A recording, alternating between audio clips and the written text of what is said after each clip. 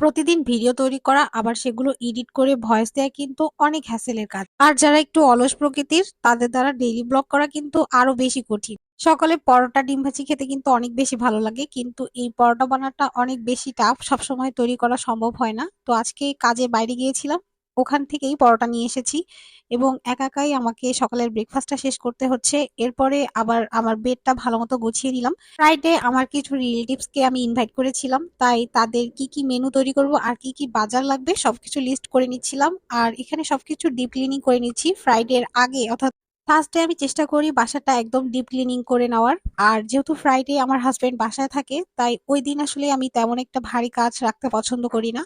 এরপরে কাজ করতে করতেই মনে হলো একটু কফি খেয়ে নিই। এরপর আমি রান্নায় চলে গেলাম। এখানে আমি কিছু ইলিশ মাছ কিনেছিলাম, সেগুলো বেগুন দিয়ে আজকে রান্না করব আর সাথে খিচুড়ি। বেগুন দিয়ে কিন্তু ইলিশ মাছ রান্না করলে খেতে বেশ মজা লাগে, আর ইলিশ মাছগুলো অনেক ছোট সাইজের ছিল। তো আজকে এ পর্যন্তই আমার এই ছোট ডেইলি ব্লগটি। আপনাদের কেমন লেগেছে অবশ্যই কমেন্টে জানাবেন।